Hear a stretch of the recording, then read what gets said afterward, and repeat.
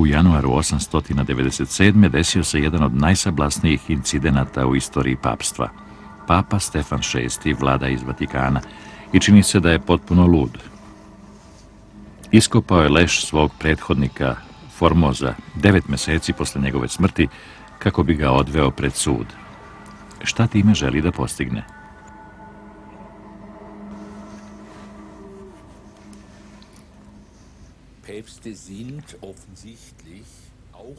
Čini se da su pape, pored toga što tvrde da su Hristovi izaslanici, i sasvim obični kriminalci. U Lateranskoj palati papa Stefan je postavio leš svog prethodnika na papski tron u potpunoj svečanoj odori i suđenje počinje. Optužba. Pre nego što je postao papa, Formoz nikada nije bio biskup u Rimu i stoga nikada nije ni trebalo da postane papa. A opet, ni Stefan nije bio biskup u Rimu pre nego što je i sam postao papa. Čitanje optužnice je potrajalo 3 dana. Sramežljivi mladi đakon je morao da odgovara umjesto Formoza u podmaklom stanju raspadanja. Mrtvac je proklet kao antipapa. Papa Stefan je naredio da se lešu odseku 3 prsta desne ruke, jer je tom rukom Formoz blagosiljao. Život u Vatikanu već dugo nije imao nikakve veze sa Hristovim životom. Stefan VI ne može dugo da slavi svoj užasni trijumf. Samo godinu dana, pošto je postao papa, Rimljani ga svrgavaju. Nedostojanstveno suđenje lešu izazvalo je kod njih strah od Božjeg gneva. Formozovo telo je ponovo pokopano. Pošto je sklonjen sa položaja, papa je bačen u tamnicu. Optužen je i za rušenje bazilike Svetog Jovana Laterana svojim gnusnim ponašanjem. Zbog toga mora da umre. Posle godinu dana zatvora, ubijen je davljenjem.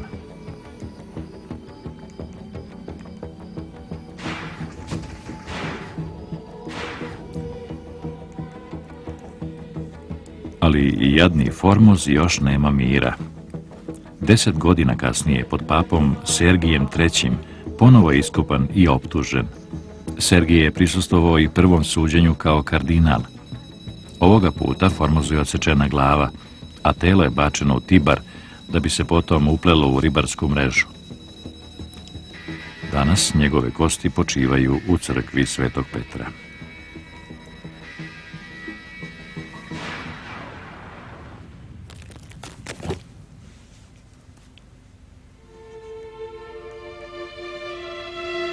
Vladavina Sergija III označava početak takozvane pornokratije, perioda kojim su vatikanski istoričari užasnuti i kojeg se i danas stide. Sergij je imao 15-godišnju ljubavnicu Maroziju, ćerku jednog rimskog senatora.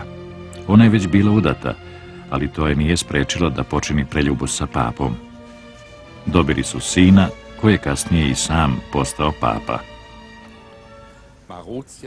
Marozija rađa pape, daje im moć, uklanja ih sa vlasti i ubija. Sve je radila, od kolevke pa do groba. 4 pape dolaze na vlast uz njenu pomoć, a potom je ona bila razlog i njihovog pada. Bar jedan papa je zbog nje uhapšen i pogubljen. Neke pape su vladale kratko i potom nestajale po tajanstvenim okolnostima.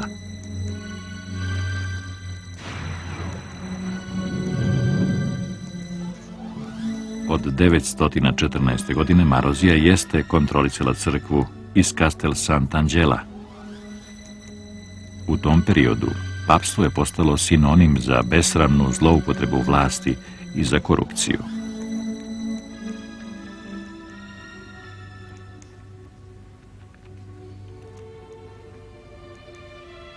U decembru 955. poglavar katoličke crkve postaje Marozijin unuk. Papa Jovan XII ima samo 16 godina, ali već ima nekoliko ljubavnica, a svoje 2000 konja hrani smokvama i orasima natopljenim u vino.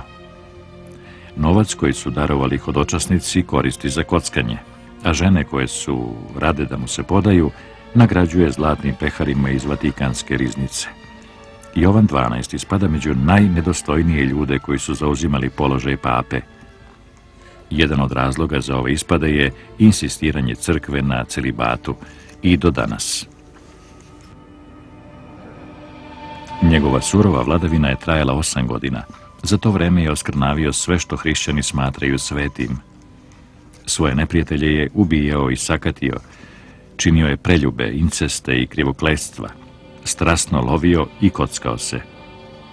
Konačno, nedostojni papa je pao kao žrtva gnevnog muža koji ga je uhvatio in flagranti i ubio ga.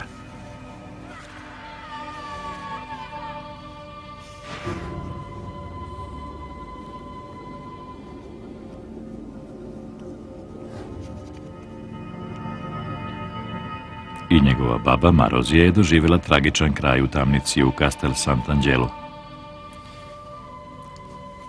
Starici su poslali biskupa tek nekoliko decenija kasnije. Njegov zadatak je bio da iz nje istera demone jednom zauvek. Potom su Maroziji svi gresi oprošteni, a ona je pogubljena.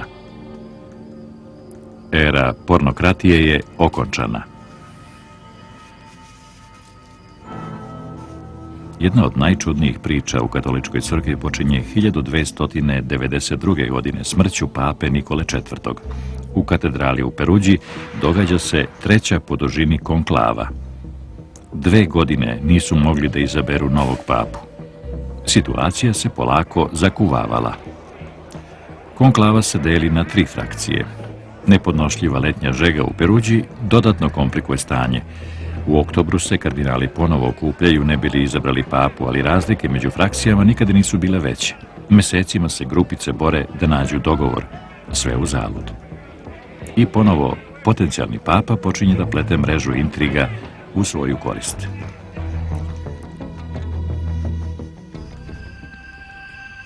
Kardinal Benedikt Gaetani verovatno falsifikuje hitan zahtev isposnika Pietra del Moronea, kojim požuruje kardinale da konačno obezglavljenoj crkvi podare papu. I kardinali su konačno odlučili, ali ne u korist Gaetana, već u korist isposnika. On je krunisan za papu u maju 1294. Nekadašnji isposnik bira tvrđavu Castel Nuovo u Napolju za sedište moći. On mrzi Rim i moralno propadanje Vatikana. Kao papa, Celestin V namerava da nastavi da vodi jednostavan život. Drži se podalje od prinčevskih banketa i bogatih trpeza. Radije crkvenu imovinu daruje nevoljnicima i siromašnim monasima s kojima još održava veze.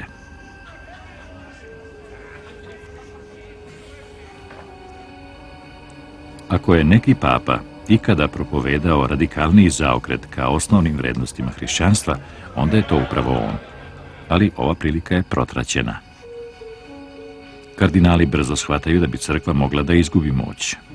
Čovek iz Napulja mora da ode. Gaetani smišlja plan. Noću, dok papa spava, Gaetani Celestinu kroz trubicu šapuće: povuci se s položaja. To je za tebe preveliki teret. Posle nekoliko noći, pošto je poverovao da je to glas Svetog Duha, papa odlučuje da abdicira. Gaetani ga zatvara u zamak Fumone, gde ovaj umire 1,5 godina kasnije od gladi i usamljenosti. Gaetanu je sad put otvoren. On postaje papa Bonifacije VIII i piše najpoznatiju papsku bulu Unam Sanctam. U njoj se navodi da postoji samo jedna sveta katolička i apostolska crkva. Izvan nje nema iskupljenja niti oproštaja grehova. Papa Bonifacije VIII ponovo uvodi papsko pravo na svetsko kraljevstvo.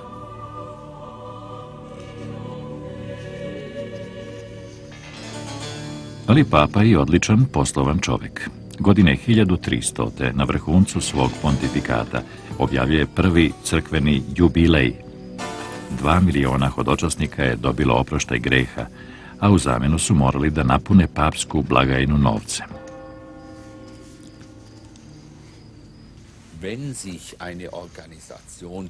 Kad jedna organizacija odluči da osvoji vlast i da se dočepa novca,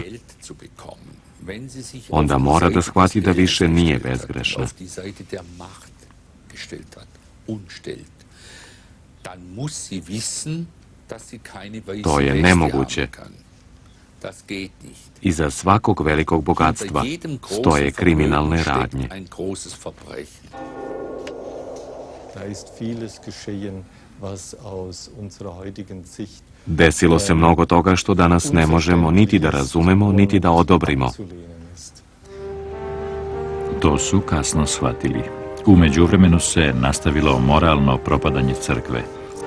Za građevinske radove na Bazilici Svetog Petra, najvećem zdanju na svetu onog vremena, Vatikanu su hitno bila potrebna dodatna sredstva. Nisu marili kako će ih naći. Krajem 15. veka na tron je seo čovjek s posebnim darom za pronalaženje novih izvora novca, papa Sixt IV. To je prvi papa koji izdaje dozvole za rad rimskim bordelima. Godine 1475. taj novac koristi za gradnju Sikstinske kapele, koja dobije ime po njemu. Ali monumentalna građevina, koju je svojom rukom ukrasio Michelangelo, guta ogromne sume novca. Jedno od najlepših dela zapadne umetnosti finansirano je novcem 100.000 hrišćanskih vernika. Sixt IV. Odlučio je da prodaje oproštajnice za one koji su već mrtvi. Jedna papina reč i duše koje se muče u čistilištu zbog svojih zlodela mogu biti oslobođene ako pobožni rođaci pokojnika plate, a koji ne bi iz pobožnosti. Početkom 16. veka najbolji papin prodavac indulgencija je Johann Tetzel. Ljudi su hrlili na nemačke trgove ne bili čuli njegove govore, jer svi su zgrešili u nekom trenutku. Crkvena pravila su tako neshvatljiva i zbunjujuća da je nemoguće ne kršiti ih. Dominikanski fratar svojim slušalcima čak obećava oproštajnice za grehe koje će tek počiniti u budućnosti. Polovina zarade odlazi na gradnju Bazilike Svetog Petra. Sasvim je moguće da je avgustinski kaludžeri profesor teologije iz Wittenberga, Martin Luther, čuo Tetzelove vatrene govore. 31. oktobra 1517. njegovih 95 teza koje kritikuju papu su izmenile svet. Do danas nema dokaza da ih je prikucao na vrata crkve u Wittenbergu, ali one su podelile crkvu na katoličku i protestantsku. Istini za volju, dobro je što je katolička crkva uopšte i uspela da preživi ovu revoluciju.